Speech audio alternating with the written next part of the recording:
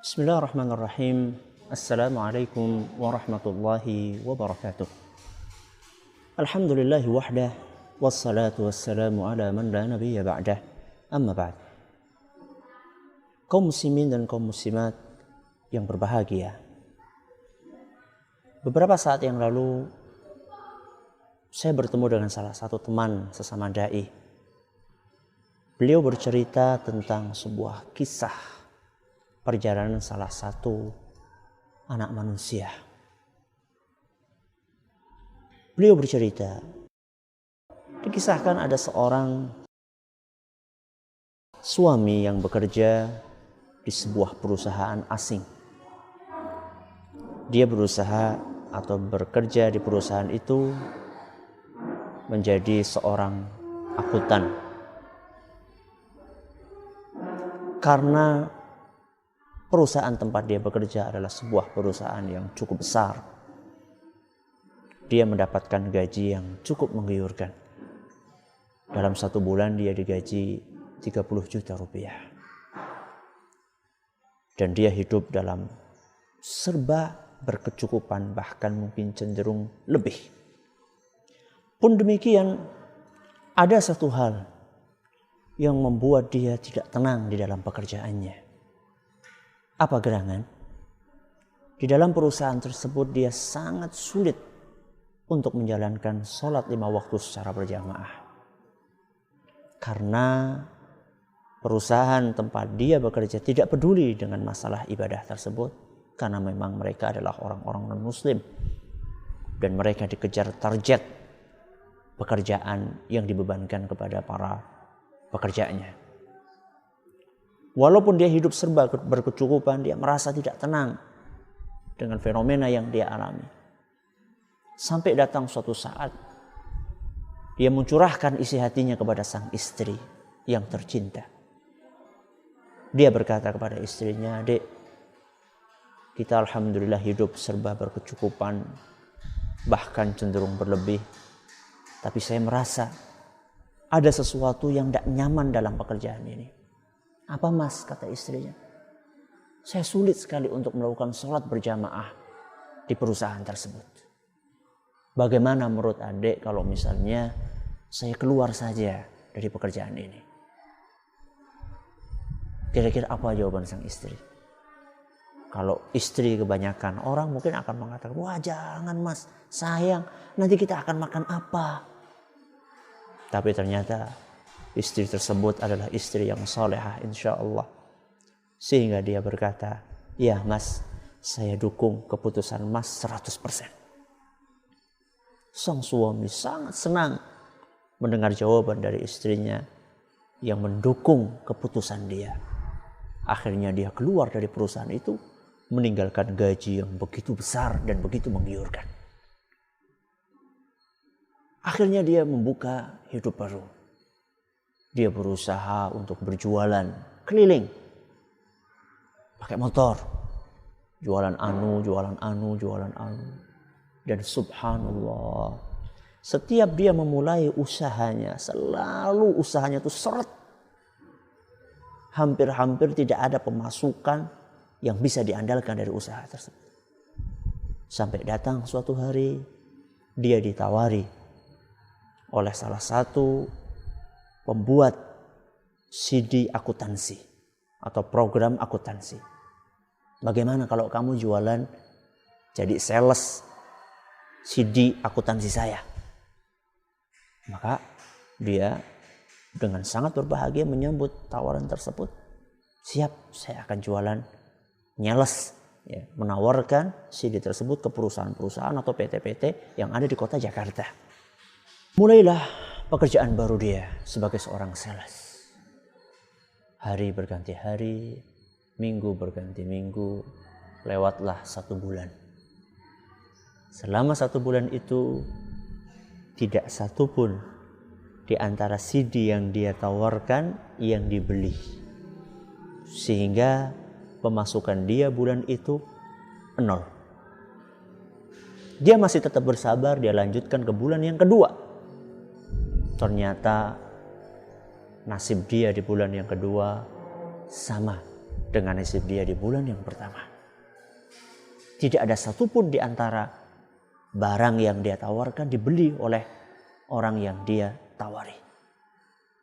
Menginjak bulan yang ketiga, alhamdulillah, ternyata nasibnya juga tidak jauh beda. Tidak ada satupun di antara CD yang dia jual. Selama 3 bulan berturut-turut, tidak 1 rupiah pun masuk ke kantongnya. Satu hal yang membuat dia kuat adalah walaupun dia pekerjaannya begitu berat.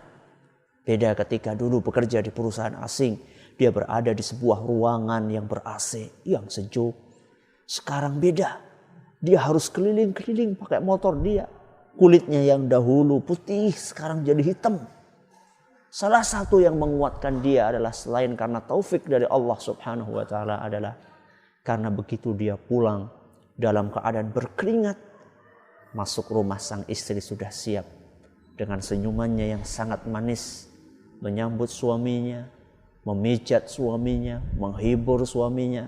Ketika kehujanan, begitu sampai rumah sudah siap air hangat untuk mandi, handuk sudah siap, sehingga dia tetap kokoh di dalam prinsip tersebut. Bulan pertama, kedua, ketiga, kosong. Hampir-hampir kalau boleh kita katakan 3 bulan itu nol, tidak ada pemasukan. Padahal kalau dia bekerja di perusahaan yang lama, dalam 3 bulan dia sudah menghasilkan 90 juta.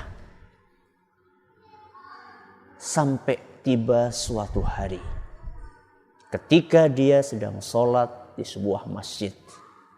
Selesai sholat dia duduk merenung. Dia memikirkan nasibnya. Bagaimana kok Masya Allah sulit sekali untuk mencari barang serupiah pun. Ketika dia sedang merenung, tiba-tiba ada seorang bapak yang mendekati pemuda tersebut dan membuka obrolannya dengan bertanya, "Adik, kerja apa?" Ditanya dengan pertanyaan seperti itu, dia menjawab, "Oh, saya jualan CD program, Pak. Program akuntan." "Oh, gitu ya, Dek ya. Terus kalau kayak gitu adik bisa dong bikin laporan keuangan?" "Iya bisa, Pak. Bahkan itu memang pekerjaan saya ketika dulu saya masih bekerja di sebuah perusahaan asing." "Oh gitu ya, Masya Allah. Adik, saya ini lagi pusing. Saya punya perusahaan dan sampai saat ini saya belum punya pembukuan yang bagus. Sebentar lagi saya harus menyetorkan pajak. Dan sampai saat ini perusahaan saya belum ada pembukuannya, pemasukan, pengeluaran dan seterusnya, laporan aktiva, pasiva dan tetek bengeknya. Adik bisa nggak bikin laporan tersebut?" "Insya Allah bisa, Pak. Saya bisa insya Allah. Kalau kamu bisa membuat laporan ini, maka kamu akan saya beri 100 juta rupiah." Subhanallah. Dia kaget. Sekaligus terharu. Rizki dia selama 3 bulan dikumpulkan oleh Allah Subhanahu wa ta'ala dalam 1 menit. Bahkan masih ditambah bonus 10 juta menjadi 100 juta. Akhirnya betul dia menjalankan tugas yang dibebankan kepada dia tersebut. Dia buat laporan dan si bos itu puas dengan hasil laporannya. Setelah itu pesanan untuk membuat pembukuan keuangan perusahaan-perusahaan besar mengalir deras kepada orang itu. Bahkan sekarang dia sudah membuka akuntan bebas, punya 10 karyawan. Kalau dulu dia jadi karyawan, sekarang dia mempunyai 10 karyawan. Bahkan beberapa saat yang lalu dia bercerita, "Alhamdulillah, baru saja saya mendapatkan tender untuk membuat laporan sekian M." Kaum muslimin dan kaum muslimat yang kami hormati, kisah nyata ini meninggalkan sebuah pelajaran yang sangat berharga kepada kita, bahwa tawakal kepada Allah Subhanahu wa ta'ala dan meniti jalan yang sudah digariskan oleh Allah Tabaraka wa ta'ala tidak akan pernah merugikan seorang hamba. Maka di dalam Al-Quran Allah subhanahu wa ta'ala berfirman, wa may yatawakkal 'ala Allahi fahuwa hasbuh. Barang siapa yang bertawakal kepada Allah, maka Allah akan mencukupkan segala kebutuhannya. Di dalam ayat lain Allah subhanahu wa ta'ala berfirman, wa may yattaqillaha yaj'al lahu makhraja. Barang siapa yang bertakwa kepada Allah, maka Allah akan berikan kepadanya jalan keluar. Wa yarzuqhu min haitsu la yahtasib. Dan dia akan diberi rizki dari jalan yang tidak dia sangka-sangka. Sering ada orang curhat datang ke rumah saya. Dia bilang, Ustaz, saya ini bekerja di sebuah perusahaan.